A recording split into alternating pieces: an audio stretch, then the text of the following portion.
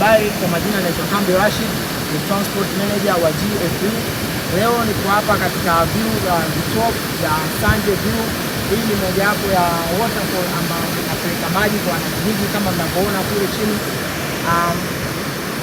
Ni furaha yangu leo kuweza kufika katika view hii kwa kuwa nimeweza kujifunza vitu vingi. Tumeweza kupata wasaa wa kupanda milima, wa kutembelea ponti mbalimbali, wa kuona miti mbalimbali.